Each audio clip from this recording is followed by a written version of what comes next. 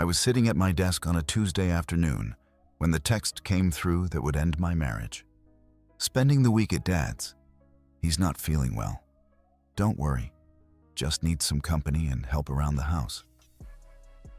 I stared at those words longer than I should have. My fingers hovered over the keyboard, ready to type something supportive, something a good husband would say. But something in my gut twisted. Her dad, Gerald, had just sent me fishing photos 3 days earlier, grinning like a kid on Christmas morning, holding up a trophy trout that could have been in magazines. The man looked healthier than both of us combined. I typed back anyway. Send him my best. Hope he feels better soon. Simple, supportive. Exactly what she expected. But I couldn't shake the feeling that something was off. There were no details, no mention of what was wrong, no symptoms, no, the doctor said, or he's running a fever. Just vague enough to discourage questions. I set my phone down and tried to focus on work. But that message kept crawling back into my mind like an itch I couldn't reach. 20 minutes later, I did something I hadn't done in months. I opened our shared location app, one of those relationship transparency things we'd set up years ago when we were still pretending perfect communication mattered. The pin loaded on my screen. She wasn't at her father's house. The location showed a place called Clearwater Springs Resort, about 3 hours north. I zoomed in. Her pin sat directly over a cluster of cabins near a lake, the kind of place that advertised romantic getaways and couples packages. Not exactly where you go to spoon-feed soup to your sick father. I sat back in my chair and felt something cold settle in my chest. Maybe the location was wrong. Maybe she'd stopped somewhere on the way. Maybe I was overreacting. Or maybe the small things I'd been ignoring for months were finally adding up to something I couldn't pretend away anymore. The late nights at work. The new password on her phone she claimed was for security. The way she'd turn her head when I tried to kiss her, then act like nothing happened. Individually, those things were easy to dismiss. Together, they formed a picture I'd been too afraid to look at. I pulled up the resort's website. Clearwater Springs Resort and Spa. Luxury accommodations, private bungalows, romantic experiences curated for two. I clicked through to the booking section, heart pounding in a way that felt detached from my body. The site asked for a confirmation number to view existing reservations. I didn't have one. But I had her email password. We'd shared it years ago for joint accounts, back when trust was just something that existed without effort. I logged into her email from my phone, fingers moving on autopilot, and searched Clearwater Springs. There it was. Confirmation for Bungalow 23. Check-in Monday. Check-out Sunday. 1 full week. Guest names, her name, and B. Whitaker. Brandon Whitaker. I read that name 3 times, waiting for it to somehow rearrange itself into something innocent. Brandon, her co-worker, the guy she'd mentioned casually over the past few months. Oh, Brandon helped me with that project? Brandon suggested this great restaurant. Always light, always harmless, always followed by a smile that I'd accepted without question. I stood up, walked to the kitchen, poured a glass of water I didn't want, drank it, poured another, and came back to my desk. The email was still there. Nothing had changed. My phone buzzed with another text from her. Dad's resting now. Going to make him some soup. Miss you. I looked at that little heart emoji for a long time. Typed back without feeling anything at all. Take care of him. Let me know if you need anything. Then I opened my contacts and scrolled to a name I'd hoped I'd never need. Richard Steele, the lawyer who'd handled my brother's divorce 2 years ago. My brother's advice had been simple. He doesn't waste time, and he doesn't sugarcoat anything. I didn't call right away. Instead, I screenshot the email confirmation, saved her location data, backed everything up to a folder on my laptop. Then I went back to work like nothing was wrong. Because as far as she knew, nothing was. That night, I slept better than I had in weeks. There's something clarifying about certainty, even when the certainty is painful. Wednesday morning, I called Steele's office. The receptionist asked if I could make a 2 o'clock appointment. I told my manager I had a family emergency, which wasn't exactly a lie, and drove downtown to an older building with no fancy lobby. Just 3 chairs in a waiting room and a woman behind the desk who looked like she'd seen every flavor of marital disaster. Steele was maybe mid-50s, gray hair, sharp eyes that seemed to assess everything in the first 3 seconds. He shook my hand and gestured to a chair. "Tell me what's going on." I laid it all out. The text about her sick father, the location tracking, the hotel reservation, Brandon's name, everything. He listened without interrupting, taking notes on a yellow legal pad, and when I finished, he set his pen down with the calm precision of someone who'd done this 1,000 times. "Do you own a home together?" "No, we rent. Leases in both names. Joint bank accounts, one checking, one savings. My paycheck goes into my personal account first. Then I transfer money to the joint for bills. She does the same." "Good. Makes it cleaner. Any kids?" "No." "Even better. How long married?" 4 years. He nodded, making another note. "Virginia's an equitable distribution state, but with no major assets and no children, this should be straightforward, especially if she doesn't contest. But here's the thing. Adultery is still grounds for fault-based divorce in Virginia. You have proof. That changes everything." "How fast can we move?" "Papers drafted by Friday. Question is, when do you want her served?" I thought about it. She'd be at the resort until Sunday, back home Monday. Something sharp and clear formed in my mind. "Can you deliver them to where she's staying?" Steele raised an eyebrow, and I saw the hint of a smile. "The resort. You want her served at Bungalow 23. She wanted to spend a week there. I'm just making sure she gets the full experience." He leaned back in his chair. "I like it. I'll have a process server deliver them Friday afternoon. She'll be served in person, required by law." "Perfect." "One more thing," Steele said, his tone shifting slightly more serious. "Between now and then, act normal.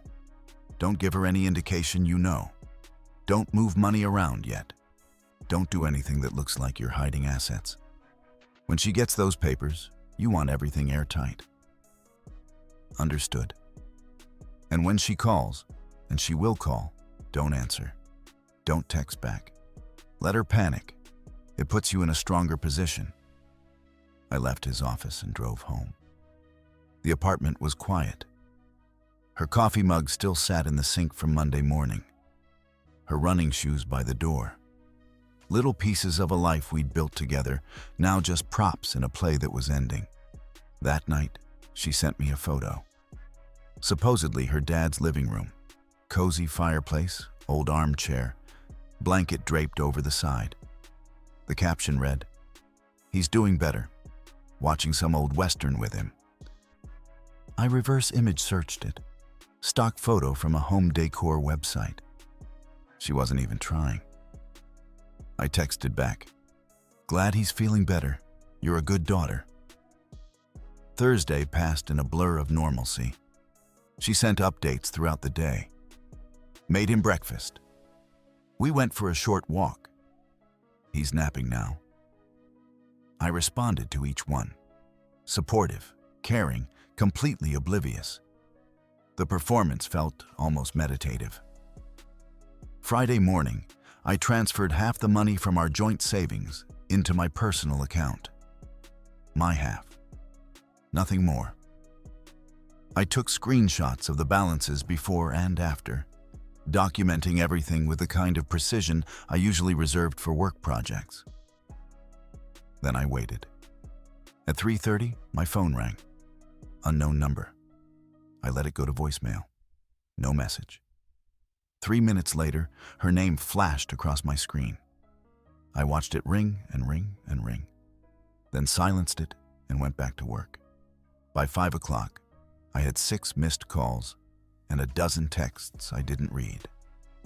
I poured myself a drink, sat on the couch, and turned on a basketball game. The phone kept buzzing on the coffee table.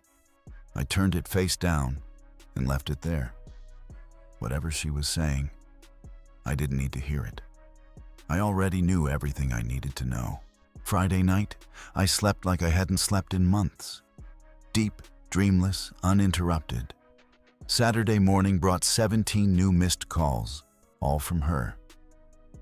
I deleted the notifications without looking at the messages. Made coffee, scrambled eggs. Ate breakfast while scrolling through apartment listings, planning my next chapter with the same calm focus I'd used to plan a vacation. My phone rang again. Her number. I let it ring out. Then again and again. On the 4th attempt, I picked up. Hello? Are you serious right now? Her voice was shaking, caught somewhere between anger and panic. You filed for divorce? You had me served at a resort? Seemed like the appropriate place. You were already there. You don't understand. This isn't what it looks like. Bungalow 23. 7 days. You and Brandon Whitaker. What exactly am I misunderstanding? Silence stretched between us like a wire pulled too tight. How did you? Doesn't matter. What matters is you told me you were taking care of your sick father. I called Gerald yesterday, by the way. He's fine. Caught a 20-pound salmon last week. Showed me the photos again. You called my father? Her voice cracked. You had no right. I had every right. I'm your husband, or I was. Now I'm just the guy who's divorcing you. We can talk about this. I can explain. No need. The lawyer has everything he needs. Screenshots, hotel confirmation, location data. It's pretty straightforward. She started crying then. That specific kind of crying that's designed to manipulate. Please just come up here. Let me explain face to face. I'm not driving 3 hours to watch you lie to me in person. I can get that over the phone for free. I made a mistake. It was stupid. But we can fix this. You didn't make a mistake. You planned a week-long trip with another man and lied about where you were going. That's not a mistake. That's a choice. You're really going to throw away 4 years over this? I'm not throwing anything away. You already did that when you booked Bungalow 23. I love you. I laughed. I couldn't help it. No, you don't. People who love each other don't do this. What about counseling? We could try. There's nothing to try. It's over. Sign the papers or don't. Either way, I'm done. You can't just... I hung up. The phone immediately started ringing again. I blocked her number. 10 minutes later, a different number called.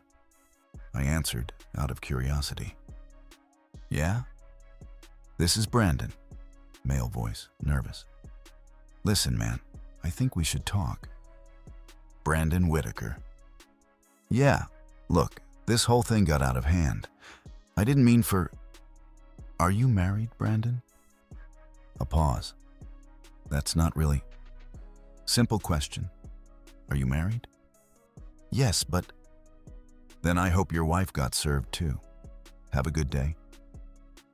I hung up and blocked that number as well. By noon, I'd blocked 3 more numbers. Her sister, her best friend, someone claiming to be a coworker who wanted to mediate. I didn't need mediation. I needed a divorce. Steele called around 2. Just checking in. How are you holding up? Fine. She's called about 30 times. I blocked her. Good. Keep it that way. The more she panics, the more likely she is to make mistakes. Has she threatened anything? Not yet. Just a lot of begging and bargaining. Typical. Let her spiral. Don't engage. If she shows up at your place, don't let her in. If she causes a scene, call the police and document everything. I spent the rest of Saturday cleaning the apartment, boxing up her things with the detached efficiency of someone packing for a move. Bathroom stuff, photos of us from the walls, everything that was clearly hers. I wasn't trying to be cruel, just practical. She'd need her things eventually. Might as well have them ready. Sunday morning, I got a text from an unknown number. This is Gerald.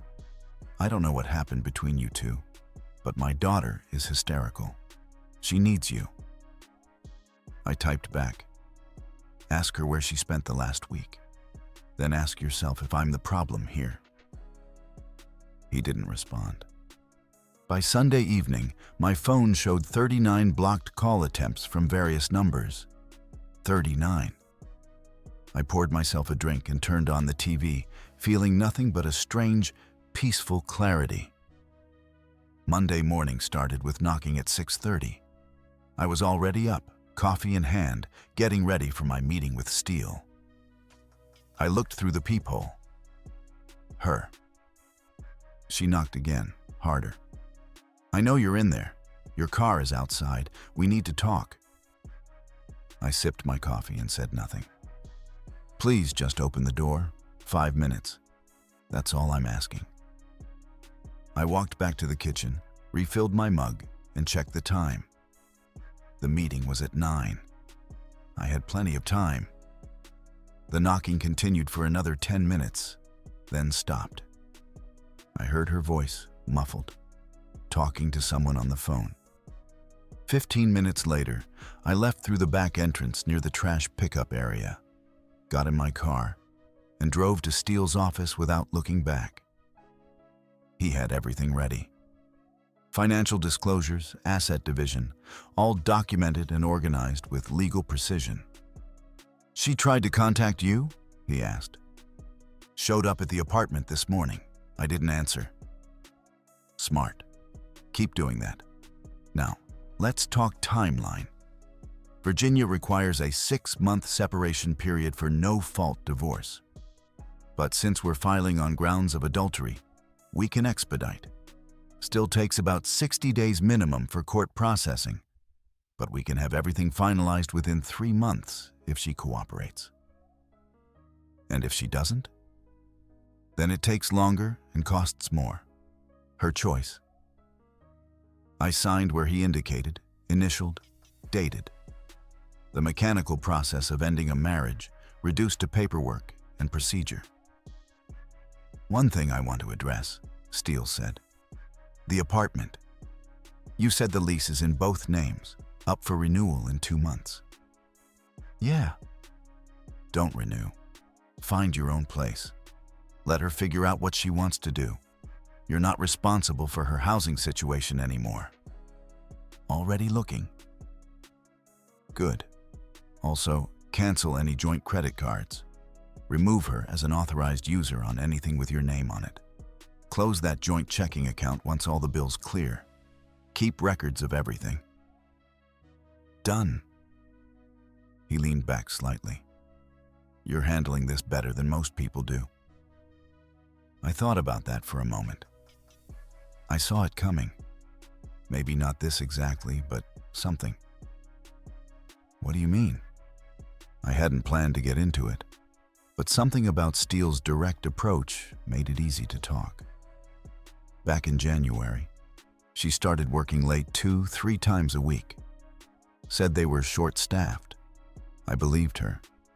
Then she changed her phone password, said it was for work security. I believed that too. When did you stop believing? February. We were supposed to meet friends for dinner. She canceled last minute, work emergency. I drove by her office on my way home. Parking lot was empty. When I called her, she answered in a noisy environment. Said she was at the office. Told me she'd make it up to me. Steele nodded, still taking notes. March, she started going to the gym 5 mornings a week. Came home showered and energized. I thought it was great, healthy. Then I noticed she never brought her gym bag inside. Always left it in the car. Did you check it? Eventually, last week. There was workout gear in there, but also a change of nicer clothes. Makeup bag, perfume. For seeing him. Yeah. When I asked about the extra clothes, she said sometimes she met co-workers for coffee after. Perfectly innocent explanation. And I wanted to believe it. But you didn't. Part of me did. The other part started paying attention. She'd come home and her hair would smell different. Not like sweat, like hotel shampoo. She'd mention conversations with people from work, but the details never quite lined up. Small things. Death by 1,000 cuts, Steele said quietly. Exactly. Then last week, I saw a notification on her phone while she was in the shower. Text from someone saved as Brooke from HR. Message said, "Can't wait for next week." Something about it felt wrong. I opened her phone, she'd left it unlocked, and saw the message thread. Except it wasn't Brooke from HR. It was Brandon. She'd changed his contact name. What did the messages say? Plans for the trip, what to pack, how excited they were. He called her baby. She sent heart emojis. The whole thing. Did you confront her then? No. I screenshot everything, sent it to myself, deleted the evidence that I'd looked. Then I waited. Why? Because I knew if I confronted her then, she'd have an excuse ready. She'd spin it somehow, make me the bad guy for not trusting her.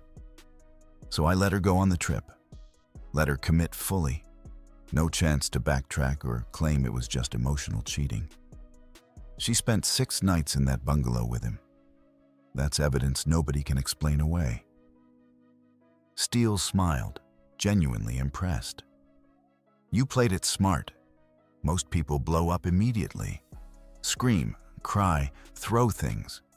You documented and strategized. I wasn't going to give her the satisfaction of seeing me beg. She made her choice. I made mine. Well, your approach is going to save you time and money. She doesn't have a leg to stand on. I left his office an hour later with copies of everything. Drove to a storage facility and rented a unit. Spent the afternoon moving my stuff out of the apartment. Clothes, electronics, important documents. Left the furniture, left the kitchen supplies, left everything that didn't matter. By evening, my car was packed, and the apartment looked like a hotel room waiting for the next guest. My phone buzzed. Text from an unknown number. Please talk to me. I'll do anything. I'll quit my job. We can move. Start fresh. Just give me a chance. I deleted it. Another text came through. You're being cruel. I made a mistake, but you're acting like I killed someone. I turned off my phone and drove to my brother's place across town. He opened the door, took one look at me, and stepped aside. She cheated. Yeah. You filed. Yeah. That's why I liked my brother. No judgment, no lectures, just beer and silence when you needed it most. I stayed there that night, slept on his couch, and woke up Tuesday morning to 18 new texts and 11 voicemails I didn't read or listen to. Instead, I called a realtor about an apartment I'd seen listed online. Fresh start, clean slate, exactly what I needed. Wednesday afternoon, security at my workplace called my extension. There's someone here to see you, says she's your wife. Tell her I'm in a meeting. She's insisting, says it's urgent. Tell her to leave or I'll have her escorted out. 5 minutes later, my manager stopped by my desk. Everything okay? Security said there was a situation. Personal matter. It's handled. Let me know if you need anything. I appreciated that. No prying, no drama, just professional concern. That evening, I met 3 friends at a sports bar. Connor, Austin, and Garrett. Guys I'd known since college. Connor got there first, ordered a pitcher before I even sat down. So, heard some things through the grapevine. Want to talk about it? She cheated. I filed. That's the summary. Austin arrived, catching the tail end. Seriously? With who? Guy from her work. They spent last week at a couple's resort while she told me she was taking care of her sick father. That's cold. Yeah. Garrett showed up, already knowing. Her sister called my girlfriend, tried to get her to convince me to talk to you. Said you're being unreasonable. Unreasonable how? Something about not giving her a chance to explain. That you're throwing away the marriage over a misunderstanding. I laughed. Misunderstanding, right. Because accidentally spending 6 nights with another man at a resort happens all the time. Her family's trying to control the narrative, Connor said, making you the bad guy. Let them. I have proof. Hotel reservations, location data, text messages. She can spin it however she wants. Facts don't change. You need anything? Austin asked. Place to stay? Help moving? I'm good. Staying with my brother temporarily. Found a place I'm signing for next week. What about the apartment you shared? Lease is up soon. I'm not renewing. She can figure it out. My phone buzzed. Her mother's name appeared. I declined the call. That's the 4th time today, I said. Her whole family's trying to reach me. You talked to any of them? Her dad texted Sunday. I told him to ask his daughter where she spent the week. He hasn't reached out since. Garrett poured another round. You're handling this better than I would. What's the alternative? Yell? Beg her to come back? She showed me exactly who she is. I'm just responding accordingly. Thursday morning, I got an email from her sister. Long, emotional paragraphs about family and forgiveness and how everyone makes mistakes. I forwarded it to Steele without responding. He called 10 minutes later. Don't reply to these. Any communication from her or her family goes straight to me. You stay silent. Understood. Also, I got a call from her lawyer this morning. She hired someone, Dennis Morton. He's decent, not great, but decent. He wants to negotiate terms. What kind of terms? She's willing to sign quickly if you agree to split everything 50-50, including your savings. She wants half your money. That's the opening offer. Standard posturing. She has no leverage, but her lawyer has to try. What do we counter with? We offer her nothing except what's legally required. She gets half the joint account, which is basically empty now anyway. She gets her personal belongings. That's it. Your savings, your car, your investments, all separate property she has no claim to. And if she fights it? Then we go to court and present the adultery evidence. The judge will side with you.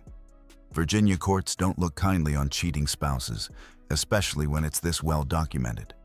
She'll lose and pay more in legal fees. Send the counter. Friday, I signed the lease on my new place. 1 bedroom, 10th floor, view of the river. Clean, simple, mine. Spent the weekend moving in properly. My brother helped. We didn't talk much, just hauled boxes and assembled furniture. By Sunday evening, the place looked like home. Monday morning, she was waiting outside my building when I left for work. We need to talk. No, we don't. You can't avoid me forever. I'm not avoiding you. I'm ignoring you. There's a difference. I deserve a chance to explain. You had 4 years to be honest with me. You chose lies. That's all the explanation I need. I love you. You love the idea of not being the bad guy. You love the stability I provided. You don't love me.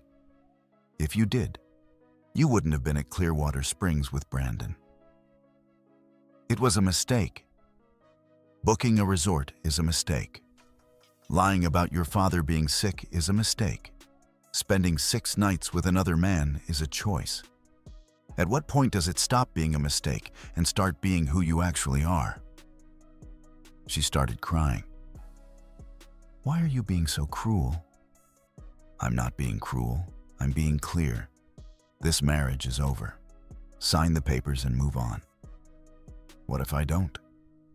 Then we go to court. I show the judge everything. You lose anyway, but it costs both of us more time and money. Your choice. I walked past her to my car. She called after me. Everyone thinks you're handling this wrong, even your friends. I stopped, turned around. Which friends? She didn't answer. Yeah, that's what I thought. You're lying again. Just like you lied about your dad. Just like you lied about where you were. You can't help yourself. I got in my car and drove away. In the rear-view mirror, I saw her standing there, phone in hand, probably calling someone else to complain about how unreasonable I was being. Didn't matter. In 3 months, she'd be someone else's problem, and I'd be free. 3 months passed faster than I expected. Work threw me a lifeline. A project that had been stalling for months suddenly became my sole focus. I finished it 2 weeks early, got recognized in the quarterly meeting. My manager hinted at a promotion coming in the spring. Weekends, I started hiking again. Something I'd stopped doing years ago because she never wanted to go. Drove out to Shenandoah, spent Saturdays on trails, came back exhausted and clear-headed. Reconnected with people I drifted away from. Accepted invitations I would have declined before. Went to a concert. Took a weekend trip to Nashville with Austin and Garrett. Lived without constantly checking my phone or worrying about someone else's schedule. The day finally came. I sat in the courthouse waiting room, Steele beside me, reviewing documents one last time. She signed everything last week. No contest. This is just a formality now. Good. Across the hallway, she sat with Morton. Didn't look my direction once. Her hair was different, shorter. She looked tired. Brandon wasn't there. Word through Connor was that his wife had filed immediately after finding out. Around their office, he'd been transferred to a different department. Damage control. The judge called our case. We stood, approached the bench. The whole thing took 12 minutes. Divorce granted. Assets divided as agreed. Case closed. 4 years of marriage dissolved in less time than it takes to watch a sitcom. Outside the courthouse, Steele shook my hand. You handled this well. Most people make it harder on themselves. I just wanted it done. It's done. Good luck with everything. I drove back to my apartment, the place I'd built without her. No shared memories, no arguments about decorating, just my space. That night, I sat on my couch with a beer and felt something I hadn't felt in years. Peace. 2 weeks after the divorce finalized, I ran into her at a grocery store. She was in the produce section, looked up, froze. I nodded and kept walking. Wait. I stopped, turned. How are you? Fine. You managing? She shifted her weight, uncomfortable. I'm staying with my sister temporarily. Okay. I wanted to say I'm sorry for everything. I know it doesn't change anything, but I needed you to hear it. All right. That's it? Just all right? What do you want me to say? I accept your apology. I forgive you. We can be friends. I don't know. Something other than acting like I'm a stranger. You were a stranger. You were someone I thought I knew. Turns out I didn't. Now we're divorced. That makes you a stranger. That's harsh. No, that's accurate. She looked down. I heard you got promoted. Not yet. Soon, probably. That's good. You deserve it. Thanks. Silence stretched between us like a canyon neither of us could cross. I really am sorry, she said again. I believe you're sorry things didn't work out the way you wanted. I believe you're sorry you got caught. I don't believe you're sorry for what you did. Because if you were, you wouldn't have done it in the first place. That's not fair. Fair would have been you being honest with me when you started having feelings for someone else. Fair would have been you ending our marriage before starting something with Brandon. You don't get to talk to me about fair. I grabbed a cart and walked away. Heard her call my name once, didn't turn around. At the checkout, my phone buzzed. Text from Connor. Poker night Friday. You in? Yeah, I'll bring beer. Perfect. See you then? I loaded groceries into my car and drove home through the city as the sun set behind the buildings. Back at my apartment, I put everything away, made dinner, ate while watching a game. My phone stayed quiet. No desperate texts, no blocked numbers, no family members trying to guilt me. Just silence, the good kind. I thought about the guy I was 6 months ago. Walking on thin ice, ignoring obvious signs, convincing himself everything was fine. That version of me would be miserable right now. Probably would have taken her back. Probably would have spent years wondering if she was cheating again. This version of me was better, stronger, clearer. Not because I was trying to prove something, but because I'd finally stopped accepting less than I deserved. She'd wanted the excitement of sneaking around, the thrill of a resort getaway, the fantasy of starting over with someone new. She got it for 6 days. Then she got divorce papers, a ruined reputation, and a couch at her sister's place. Meanwhile, I got my life back. Better job, better apartment, better version of myself. Some people might call that karma. I just called it consequences. She made her choice. I made mine. And I'd make the same choice again without hesitation. Friday came. Poker night. I showed up with a case of beer and $20 in chips. Lost it all by midnight. Didn't care. Drove home laughing at a joke Garrett had told about his disaster of a first date that week. Pulled into my parking spot, walked upstairs, unlocked my door, my apartment, my space, my life. No shared calendar. No compromises. No wondering where someone else was or who they were with. Just me. And that was enough. More than enough. It was exactly what I needed. Our story has come to an end. If you've made it this far, how about subscribing to our channel? It helps us immensely. I've selected 2 other videos for you that I'm sure you'll enjoy. Feel free to click on them. I'll be waiting for you in the next story. See you soon.